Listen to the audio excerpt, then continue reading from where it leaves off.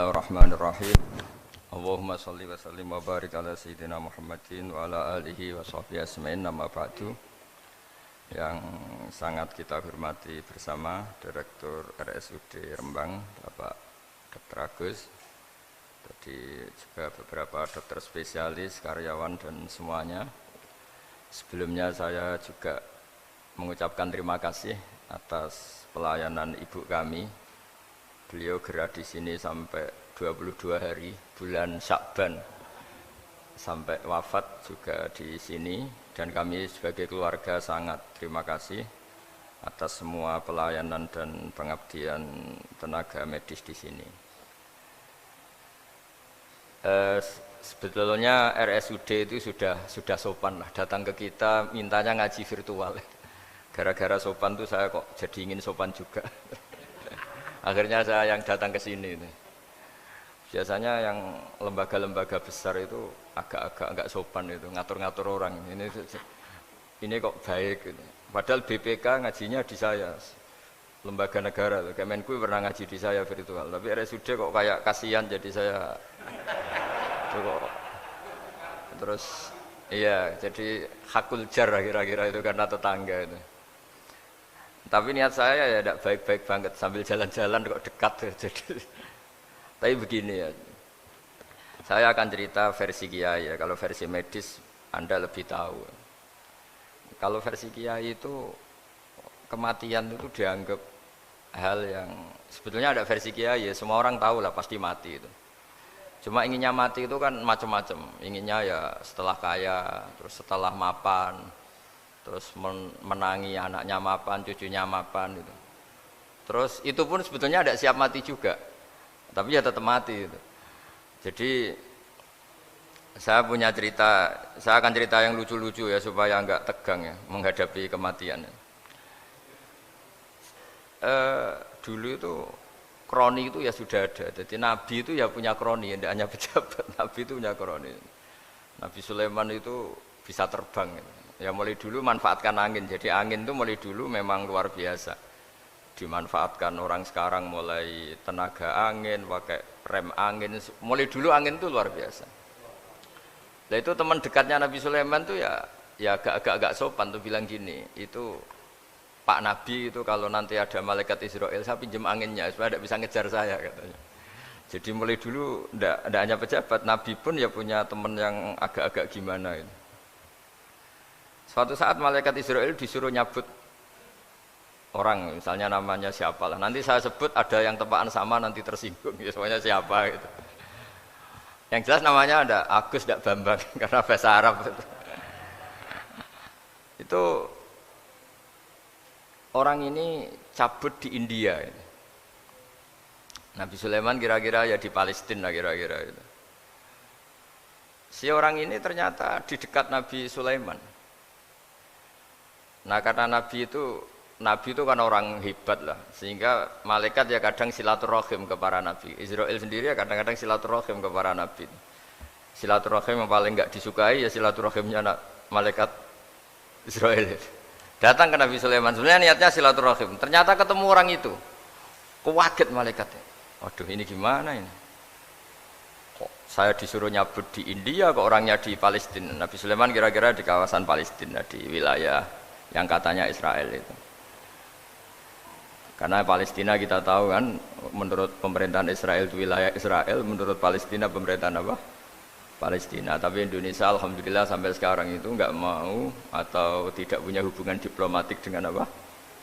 Israel. Sehingga kita harus mengistilahkan Palestina untuk warga Indonesia. Kaget malaikat ini, katanya disuruh nyabut di India kok ada di sini. Nah si kroni ini, si orang yang itu melihat malaikat Israel, entah kenapa kok dia bisa melihat itu, mungkin punya kekuatan tertentu karena dekat Nabi. Kaget dia, malaikat melihat dia karena janggal ya, disuruh nyabut di India ke orangnya di Palestina. Si orang ini melihat malaikat juga takut, malaikat itu punya hawa yang luar biasa. Akhirnya bilang ke Nabi Sulaiman, ya Nabi Allah tolong pinjemin saya angin untuk saat ini juga saya bisa terbang ke India. Dipinjemin sama Nabi Sulaiman. Akhirnya orang itu sampai ke India. Dikira angin itu sudah segala-galanya sampai India. Terus malaikat senyum, seneng dia. Wah ini sesuai protokol karena andai kan orang itu tetap di situ, malah malaikat nggak berani ngambil karena prosedurnya harus ngambil di India. Jadi andai kan dia tetap diam di situ, sebenarnya malah nggak masalah karena nggak sesuai apa panduannya harus di. Karena dia terbang di India, malaikat itu nyusul ya terus diambil karena sesuai apa? Ya sesuai perintah harus memang diambil di India. Nah, kemudian saya kan memang dipesenin untuk memperkuat apa ya nakes teman-teman semuanya lah pasien. Tapi saya cerita dimulai dari yang seperti ini. Ini saya sengaja karena memang ya hidup itu seperti inilah. Pasti kita semua akan mengalami kematian. Cuma inginnya kita ya hidup itu ya sehat. Ya, terus kalau mati itu ya tidak punya utang karena berat nanti utang itu. Saya tidak tahu fikihnya itu. Kalau utang pribadi itu hisabnya berat. Kalau utangnya lembaga itu gimana itu? Dihitung salahnya direkturnya, apa dihitung salah karyawan yang minta naik apa? Gaji. Saya tidak tahu kayak utangnya Indonesia itu yang disalahkan itu menterinya apa presidennya, apa yang selalu mengajukan gaji 13. Tidak tahu itu karena di kitab tidak dibicarakan tuh, yang dibicarakan utang-utang apa? Pribadi ya. Kalau yang utang-utang lembaga negara itu nanti tak tanyakan malaikat auditornya ini gimana cara apa? Itu yang disalahkan menterinya, apa presidennya, apa direkturnya, apa pengajuan proposal itu. Nah singkat cerita itu kalau ngadepin kematian atau sebenarnya yang ngadepi kehidupan juga kita ini. Inna sholati wa nusuki wa mahyaya wa mamati lillahi rabbil alamin. Saya bicara ilmunya kiai. Misalnya si A itu sebenarnya sudah ditulis dia mati karena kecelakaan. Yang satu ditulis mati karena sepuh, karena tua. Gitu. Yang satu mati karena tersedak, yang satu mati karena ngelindur. Mungkin yang satu mati karena tenggelam. Sehingga sebetulnya andaikan kita melihat Lauh Mahfud, kita ini ya naif. Saya berkali-kali ngaji bilang, kadang kita ini takutnya sampai angking takutnya dari motor ngelamun, gara-gara ngelamun gitu. Andaikan malaikat itu kok suka bully, tawain gitu. Kamu catatannya kecelakaan kok yang kamu takuti apa? Covid. Itu juga ada yang mati karena ngelindur, karena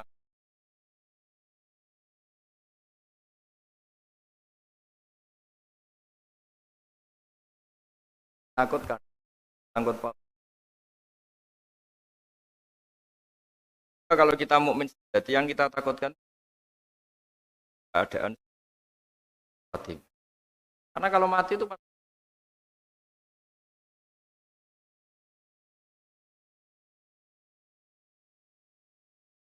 ya cara Islam mengingatkan kematian. Angune ini ketemu. Nah, kemudian kali itu pasti terkal yang mungkin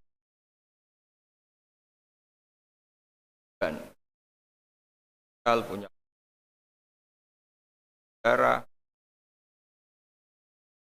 Tentang sejarah misalnya kita pernah hidup menanamkan kebencian sesama itu terus ke bawah. Anak cucu kita dikandani jogeman cocok wong iku musuhnya bapakmu, mbahmu itu. Sehingga anak cucu itu dendamnya diwariskan. Wong dendam kok dia apa? Wariskan. Termasuk utang itu. Ketika kita jabat ingin rumah sakit ini mewah, terus pikirannya kok isdadi, aku seleren semikir direktur berikutnya. Itu tidak tahu itu nanti hisabnya ke siapa.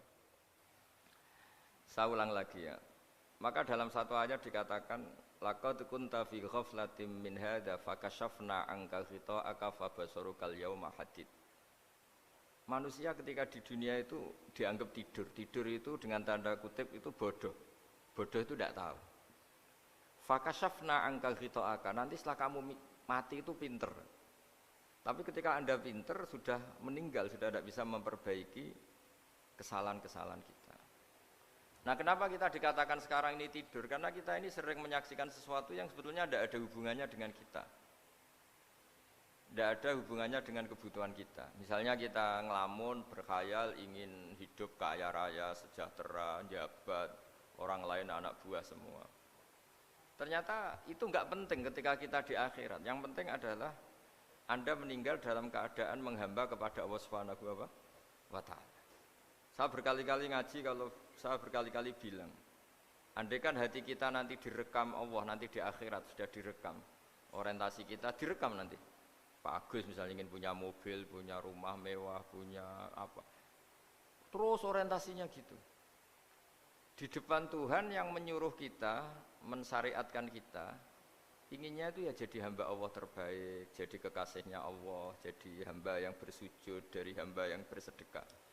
Jadi ini kan tidak sambung, ada cita-cita versi Allah yang dianjurkan Allah, yaitu bercita-cita jadi hamba yang soleh, yang bermanfaat, yang memanfaati orang banyak. Kemudian ini ada cita-cita yang hadzun nafsi, ingin mapan, semua orang anak buah. Hal-hal seperti ini itu harus kita jaga, jangan sampai terjadi. Makanya di semua kitab, pertama mendahulukan bab niat. Niat itu ya faman kana hijratuhu ilallah wa rasuli fa hijratuhu ilallah wa rasuli. Orang baik itu orang yang orientasinya itu menuju Allah Subhanahu wa Ta'ala. Lalu yang kurang baik adalah orang yang orientasinya itu ya harta, perempuan, pokoknya inginnya itu hal-hal yang kepentingan dirinya sendiri.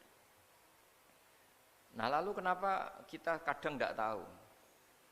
Ya tidak tahu itu karena tadi kita kalau tidak wiridan itu tidak punya efek samping kan. Tapi kalau kamu nggak punya uang kan terus lemes. Karena ngerti itu terus uang itu penting, wiridan tidak penting. Nah dari kesimpulan itu sebenarnya kita menjadi bodoh. Karena menjadi bodoh ketika Anda meninggal ternyata uang ini nggak penting, wiridan ini penting. Tapi tahu kita terlambat setelah kita meninggal. Nah di sini saya ingin mengingatkan apapun kondisi kita, yang jelas itu ingat selalu kepada Allah Subhanahu wa Ta'ala. Caranya ingat gimana? Kata Nabi, kamu bayangkan musibah yang lebih ekstrim, kamu akan tahu yang kamu alami itu ahwanu wa aisar, yang kamu alami itu ringan sekali. Ringan seringan-ringannya. Saya beri contoh ya, kalau Anda belajar, kalau dalam bahasa pondok itu falak, mungkin kalau bahasa umum itu apalah, ilmu apa. Misalnya orang ahli meteor, ahli apalah, ahli perbintangan. Ketakutannya pasti benda langit ini jatuh kemudian menimpa bumi. Nanti kalau Anda ahli geologi itu takutnya bumi ini likuifaksi karena sumber daya alamnya sudah begitu dikeruk, dimanfaatkan. Nanti yang ahli teroris atau yang ahli ekstremis itu takutnya itu ada teroris. Yang ahli sosiologi takutnya Indonesia itu chaos. Kalau chaos ya saling bunuh, saling apa. Jadi semuanya ini ketakutan ini semuanya mengarah terhadap kematian. Kecelakaan lalu lintas ya menjadikan orang mati. Likuifaksi kayak kemarin di Sulawesi ya iya, gunung meletus, gempa, tsunami. Nah ketakutan yang menjadikan kematian sebenarnya banyak. Kalau baru tsunami aja ya orang takutnya ke tsunami. Nanti kalau ada kematian gempa ya takutnya gempa. Kalau temanya Covid ya takutnya Covid. Terus kalau ada tetangga mati karena ngelindur ya baru gue ger nak turu hati-hati kok nak mati ngelindur. Jadi nah masalahnya kan kita tidak tahu, nggak tahunya itu ya tadi takutnya Covid ternyata catatannya itu mati kecelakaan. Takutnya kecelakaan ternyata matinya itu ngelindur. Kan kita tidak pernah tahu. Dari tidak pernah tahu itu kemudian agama datang dengan anjuran sudahlah kamu tawakal bahwa semua urusan kamu di tangan Allah Subhanahu wa Ta'ala. Inna sholati wa nusuki wa mahyaya wa mamati lillahi rabbil alamin la syarikalah. Yes, ibadah kita, sholat kita, hidup kita, mati kita semua di tangan Allah Subhanahu wa Ta'ala. Sehingga dengan berpikir begini ini melihat Covid itu ya kayak melihat potensi kematian yang lain, kayak karena gempa, likuifaksi, kecelakaan, karena ngelindur, karena macam-macam. Kenapa saya membuat atau menyarankan ya supaya orang berpikir demikian, supaya bersyukur bahwa kita ini dihimpit, disekelilingi penyebab kematian tadi. Kalau kita ahli meteorologi mungkin takutnya itu asteroid jatuh, terus kemudian meteor jatuh yang nggak habis digesek oleh sistem alam, terus macam-macam. Yang ahli gempa juga takutnya gempa, yang ahli tsunami takutnya tsunami, yang ahli sosial takutnya Indonesia chaos, kemudian saling apa? Bunuh, saling apa dan sebagainya dan sebagainya.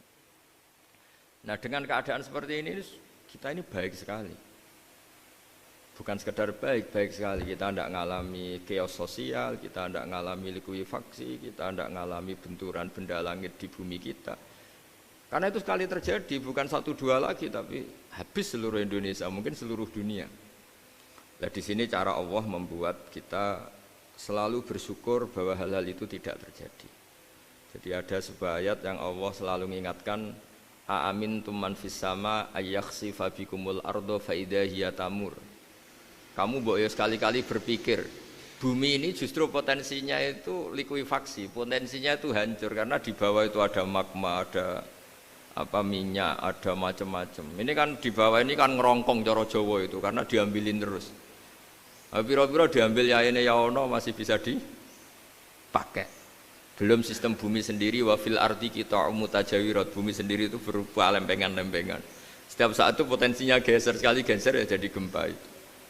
Terus belum benda langit yang potensinya juga jatuh, sekali jatuh ya habis kita. Jadi yang kita ini dikepung sekian potensi yang bisa menghancurkan kita. Tapi nyatanya, mulai Nabi Adam sampai sekarang itu ada kehidupan, ada khayal. Sing Joko yang kepengen payu rabi, mungkin sing wis payu rabi ya mbah kepengen mbah raro, macam-macam lah. Tapi yang jelas itu, wong dikepung kematian kok ya khayalnya masih tinggi gitu. Lah enggak pernah ngayal ya orang yang utang ditagih itu, gak kober ngayal. Soalnya wedine tanggal kredit itu. Tapi ini saya cerita supaya orang Indonesia itu ngerti lah bahwa yang ngepung kita itu tidak hanya Covid.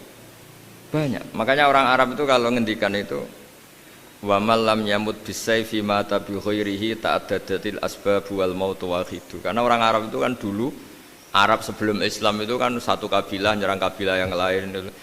Wah itu kan harus butuh orang-orang tangguh karena dulu sistem rezekinya ya kayak sistem Indonesia dulu lah. Kerajaan ini nyerang ini supaya satu kerajaan punya eksistensi harus mengalahkan kerajaan yang lain. Bahkan cerita-cerita itu sama lah di Indonesia di mana-mana. Nah itu pemuda-pemuda yang gagah berani itu karena punya pegangan tadi. Wa man lam yamut bisayfi toh mata biwirihi. Kalau kamu tidak mati di medan perang ya tetap aja mati juga. Sehingga mereka kendel gitu kata cerita orang dulu. Ta'addadatil asbab wal maut wahidu. Sebab kematian bisa macam-macam, tapi kesimpulannya tetap saja namanya mati. Lalu Islam itu mengajarkan aksiru min dzikri hadhimil ladzat. Kamu harus banyak ingat mati. Tapi uniknya Islam itu menyuruh ingat mati itu disuruh justru semangat hidup. Karena kita butuh bekal itu. Jadi kalau kamu ingat mati itu jangan terus loyo, terus nunggu takdir mati itu enggak, malah disuruh semangat. Nah, tenaga medis semangat mengobati pasien, yang pasien juga semangat apa? Mensupport dirinya supaya punya keberanian hidup. Orang Jawa nunggoni anak, nunggoni putu. Kalau saya sebagai kiai ya nunggoni santri, nunggoni umat. Jadi ingat mati itu justru dengan cara mencintai hidup. Karena hidup ini adalah bekal kita untuk sanggup ketemu Allah Subhanahu wa taala. Kadang-kadang bekal itu mudah sekali. Ada orang nakal gara-gara minumin anjing yang baru haus, sama Allah dimaafkan. Ada orang yang pulang dari tempat kerjanya, ada duri di tengah jalan, disikirkan takut kena orang, diampuni Allah, akhirnya menjadi ahli apa? Surga. Ada orang yang kerja untuk orang tuanya, kemudian orang tuanya dicukupin menjadi ahli surga. Bahkan ada ahli surga itu ceritanya itu, tapi ini jangan dicoba. Ada orang sudah jelas niat, nyun sewu niat zina. Sudah tinggal itu terus mikir dia saat itu takut Allah gak jadi, barokahnya gak jadi, langsung dia jadi ahli surga. Syaratnya gak jadi loh ya. Tapi ya tidak usah dicoba. Itu kalau keterusan masalah. Jadi Islam itu menganjurkan ingat mati, tapi justru dengan cara mencintai kehidupan. Karena yang jadi referensi Allah nanti di akhirat adalah perilaku kita, amal kita zaman apa? Hidup. Jadi disuruh ingat mati, tapi justru dengan cara sangat mencintai apa? Kehidupan. Lalu yang dinamakan kehidupan itu apa? Ya kita ini ada yang mengkhidmati agama, mengkhidmati orang sakit, mengkhidmati itu ya berbakti, membantu. Ada yang nata lalu lintas, ada yang nata keamanan kayak Pak Polisi, ada yang nata keuangan kayak Kemenku, macam-macam. Semuanya harus kita cintai, profesi-profesi yang oleh Islam dianjurkan untuk kita nekuni itu. Jadi saya mohon lewat cerita ini orang itu tidak fokus takut Covid.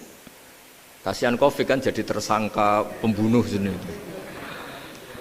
Padahal di kampung-kampung orang lugu-lugu yang saking nggak ngertinya itu kalau dikasih sumbangan itu katanya itu salam neng Covid matur nuwun. Itu ribet kalau orang lugu-lugu itu. Dikira Covid itu satu makhluk atau manusia yang apa? Nyumbang itu. Jadi saya mohon semohon-mohonnya, minta seminta-mintanya sampean harus ngitung nikmat lah. Dengan sistem meteor seperti itu di langit tidak jatuh ke kita, sistem bumi yang sudah ngerongkong gini tidak likuifaksi, terus di dunia ini banyak kimia, banyak racun itu kalau misalnya meledak kemudian dibawa angin mungkin matinya lebih massal. Ternyata semua itu nggak terjadi. Artinya nikmat yang sekarang kita dapatkan, kita nikmati sekarang itu jauh lebih besar ketimbang ketakutan kita. Nah, ini Islam selalu menganjurkan fadzkuru ala Allah la'allakum tuflihun. Selalu ingat sisi-sisi nikmatnya Allah. Kamu jangan hanya sisi wah kita dikepung Covid, kita punya istri judes, punya anak enggak nurut, punya atasan sadis, punya anak buah enggak loyal. Kalau gitu terus ya kamu enggak berani hidup. Yang diingat masalah terus. Itu salah, hidup seperti itu salah menurut Islam. Yang Islam menganjurkan fadzkuru ala Allah, kamu ingat sisi-sisi nikmatnya Allah, bukan sisi-sisi kita hidup itu diuji. Saya punya sekian cerita ulama-ulama yang unik, yang punya nasihat itu. Jadi ada orang kaya raya dulu temannya banyak, anak buahnya banyak. Suatu saat dia miskin terus gak ada yang berkunjung. Terus dia ngeluh, curhat ke ulama itu. Ketika saya kaya yang berkunjung banyak, ketika saya miskin kok nggak ada yang berkunjung, kurang ajar betul teman-teman saya. Terus kata kiai itu lucu kalau yang ada nih, ya bagus gitu dong ketika anda miskin sudah ada yang berkunjung. Loh kok bisa? Ya misalnya kamu sekarang jadi buruhnya orang, pas disuruh-suruh dibentak-bentak, terus teman kamu udah datang, malah kamu jadi tontonan toh. Mendingan nggak udah datang, jadi kamu ketika buruh orang nggak malu karena teman-teman kamu sudah tidak datang. Ya alhamdulillah kalau gitu ya. Jadi dulu satu hal yang dia dulu nganggap problem, ya kan kalau kamu misalnya dulu kaya temannya banyak jabat terus yang takut banyak, ketika sudah miskin nyun sewu jadi buruhnya orang disuruh-suruh terus teman kamu tetap do datang, siap nggak ada? Siap datang apa siap tidak datang? Lebih siap tidak datang sebetulnya kan, karena nggak jadi tonton. Akhirnya dia sadar. Ya gitu kalau dikeluhin istri saya ini judes ya sering marahin gini-gini. Ya bagus dong marahin kamu. Kalau marahin tetangga malah masalah kan. Coba kamu punya istri kalau marahin orang lain pusing enggak? Mendingan marahin. Jadi pokoknya dilatih terus. Lama-lama dia bersyukur. Nah termasuk cara kita melihat kehidupan. Ada doa Rasulullah SAW yang luar biasa, ya Allah jadikan kehidupan ini sebagai penambahan saya untuk berbuat baik. Wal mauta rohatan li min kulli syarrin, kalau saya engkau takdir mati ya anggap mawon ini mati itu berakhirnya semua potensi keburukan saya. Orang itu kan potensinya dua, buruk betul atau potensi buruk. Mungkin sekarang kita tidak korupsi, tapi saja suatu saat kita korupsi. Mungkin sekarang kita tidak salah, suatu saat potensi salah. Dan mati itu mengakhiri itu semua. Makanya saya berkali-kali cerita kalau ngaji, kalau orang-orang alim NU itu kalau ada bajingan mati tetap dia seksain ini baik dia. Itu tetangganya nggak mau semua. Wong bajingan kok darani baik. Tapi kiainya ngotot harus disaksikan kalau ini baik. Akhirnya mereka bilang ya baik-baik. Padahal di hati kiainya sudah tidak bisa garong lagi, tidak bajing lagi. Ya baiklah gitu. Jadi sehingga orang-orang soleh itu melihat hidup itu ya biasa, melihat mati itu biasa, karena hidup adalah sarana kita menambah kebaikan dan mati adalah akhir dari segala keburukan kita atau potensi keburukan kita. Jadi Islam itu mengajarkan kita gimana menghadapi kehidupan, juga gimana menghadapi apa? kematian. Jadi saya ulang lagi itu ajaran-ajaran Islam yang luar biasa. Jadi ij'alil hayata ziyadatan li fi kulli khairin wal mauta rohatan li min kulli syarrin. Jadi hidup menambah kebaikan, kalau kita mati anggap saja mengakhiri semua buruk kita kalau kita sedang buruk atau potensi keburukan kita. Saya cerita ringan tapi supaya diingat-ingat. Jadi kalau kita yang nekuni, saya tadi kan sudah bilang, kita kiai yang nekuni ilmu itu, ya tadi kita agak fokus bicara Covid. Inna Allaha yumsikus samawati wal ardo antazula wala in zalata in amsakahuma min ahadim min ba'dih. Kalau kamu ahli meteorologi kan melihat ini jatuh jumlahnya besarnya sekian. Ini kalau digesek oleh atmosfer paling masih sekian, kayak kemarin Januari kan hujan meteor yang sering kena Lampung kemarin. Terus di mana-mana mesti takut kamu itu. Kalau kamu ahli gempa takutnya itu ya pergeseran lempengan bumi. Kalau kamu ahli tsunami ya takutnya tsunami. Kalau ahli sosiologi ya takutnya chaos sosial ya, sama kamu medis ya takutnya penyakit yang menular, penyakit seperti ini. Oke, kita sekarang fokus menghadapi Covid dan kita selalu berharap supaya Indonesia terbebas dari apa? Covid dan musibah-musibah yang lain. Ya tadi apa gunanya terbebas dari Covid tapi chaos sosial? Kayak apa terus kita, sehingga Islam selalu mengajarkan harus disyukuri lah bahwa kita sekarang alhamdulillah kita hidup harmonis, kita kata Mbah Mun Bhinneka Tunggal Ika itu dingendikakno terus yang terakhir masalah air itu sumber kehidupan. Di antara Allah mengingatkan kita adalah kul ara'aitum in asbaha ma'ukum ghoron famay ya'tikum bima imma'in. Bumi ini kan bawahnya ada magma, terus ada air. Normalnya air itu enggak ada, secara teori itu normalnya air itu enggak ada, karena bumi itu kan kalau ada air kan meresap, sudah meresap bawahnya itu ada minyak, ada magma, harusnya air itu tersedot habis. Tapi orang saking angkuhnya, saking cueknya ngira air itu malah potensinya itu abadi. Sebetulnya kalau menurut teori alam air itu gampang hilang kan, diletakkan di bumi ya bumi itu meresap, nanti bawahnya itu ada minyak, ada sebagian ada magma, ada macam-macam lah. Jadi potensi air itu harusnya nggak ada malah kalau melihat sistem itu. Tapi karena Allah saking rahmannya, air ini dijaga sedemikian rupa tetap ada. Kalau melihat sistemnya kan normalnya malah nggak ada. Makanya Allah selalu mengingatkan, in asbaha ma'ukum ghoron. Suatu saat air yang kamu pakai, yang jadi sumber kehidupan itu bisa saja tahu-tahu hilang. Mungkin tersedot oleh panas bumi atau corong Jawa niku nyeresep entek atau gimana lah cara Allah menghilangkan. Famay ya'tikum bima imma'in. Lalu siapa yang bisa mendatangkan air itu lagi? Ini kata para hafid, ini yang kata guru-guru ya, termasuk yang dikatakan Pak Mukhtar ini. Nanti orang harus ngendikan menjawab Allahu Rabbul Alamin. Hanya Allah sendiri yang bisa mengatur air ini selalu ada. Coba kalau kamu pikir kan air kamu sokkan di bumi kan mesti langsung hilang, meresap ke bumi. Bumi ada bawahnya lagi, ada bawahnya lagi, dan mungkin bukan yang paling bawah mungkin tamak, harusnya itu nggak ada. Tapi Allah saking sayangnya mengatur sistem air itu ada dan tersedia. Tapi ketika orang terlalu cuek dan angkuh sampai lupa syukur tersedianya apa? Air itu Allah mengingatkan, disuruh bayangkan, kul ara'aitum, coba bayangkan kalau in asbaha ma'ukum ghoron. Tadi kan ada khataman ya, saya ikut, terima kasih. Bayangkan kalau air suatu saat itu ghoron menjadi hilang. Famay ya'tikum bima imma'in. Jadi saya tidak bisa spesifik memberi nasihat tentang Covid karena ya tadi yang bisa membunuh kita ini banyak. Ya tsunami ya bisa bunuh, gempa bisa bunuh, likuifaksi bisa bunuh, jatuhnya benda lain kita bisa bunuh. Takut tanggal utang kaget ya bisa bunuh. Macam-macam. Macam-macam lah, ngelindur ya. Kemarin mudik aja yang sebelum tertata rapi aja mudik aja berapa kemarin kalau ada apa mudik lebaran yang tahun berapa, 3 tahun yang lalu apa 4 tahun yang lalu dulu. Jadi saya mohon ketakutan kita adalah yang hakikat adalah takut jadi hamba yang tidak baik. Itu yang harus jadi ketakutan sejati.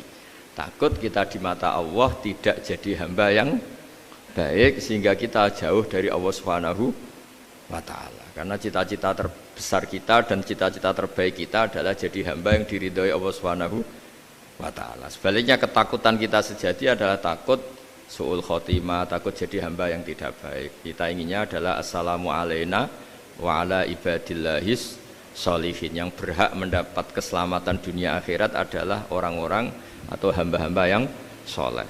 Ya tadi untuk menjadi soleh itu gampang di Islam itu. Tenaga medis nolong pasien ya ibadah, pasien husnudzon sama dokter ya ibadah, mengelola hidup, ingin hidup ya ibadah, anak ngurus istri, istri ngurus, pokoknya anak yang ngurus keluarganya juga ibadah. Semuanya itu di Islam itu asal tidak maksiat itu dianggap apa? Ibadah. Dan untuk orang menjadi kekasihnya Allah kayak tadi, ada orang yang karena ngerawat hewan dijadikan walinya Allah, menghilangkan duri atau pengganggu di jalan jadi kekasih Allah. Itu cerita-cerita itu semuanya ringan.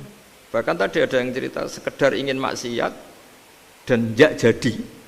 Dalam Islam itu kan gitu, orang yang merencanakan maksiat kemudian tidak jadi, itu ditulis pahala. Jadi gampang sekali untuk menjadi orang soleh dalam Islam. Kalau tidak bisa itu semua, kata Nabi, takufus syarroka anin nas fa innaha shadaqatun minka ala nafsik. Kalau tidak bisa berbuat baik sama orang lain, yang penting tidak mengganggu orang lain. Terus kan enak turu ning omah ngelamun, bengak-bengok dhewe aja banter-banter tapi. Nak bengok-bengok banter-banter kan ganggu tangga.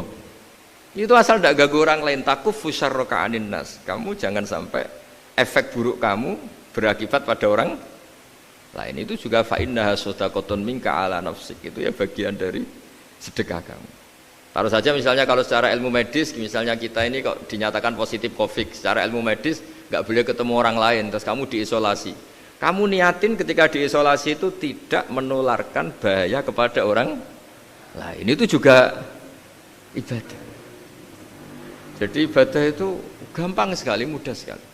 Karena agama ini yuridu wa bikumul yusra wala yuridu bikumul usra. Agama ini mudah bukan sulit. Ya, mohon maaf tadi saya nggak bisa datang yang jam 11 karena saya tadi malam hormat di Jogja, acara 7 harinya Kiai Jata. Tadi pagi baru datang. Tapi saya mohon pokoknya yang seneng ya, hidup itu yang seneng, diberi kesempatan hidup sampai sekarang itu yang seneng. Jangan karena teman kamu meninggal terus akan-akan ini teman saya meninggal, paling saya besok. Kok kamu tahu? Nyatanya besok hidup lagi, besoknya ya hidup lagi, sampai sekarang ya masih hidup. Sudahlah, mensyukuri yang ada. Jadi sudah saya mohon, syukur itu penting. La in syakartum lazidanakum. Justru dengan kita syukur itu insya Allah segalanya akan tambah baik, tambah baik. Nggih, matur nuwun, ngapunten ingkang kathah. Assalamualaikum warahmatullahi wabarakatuh.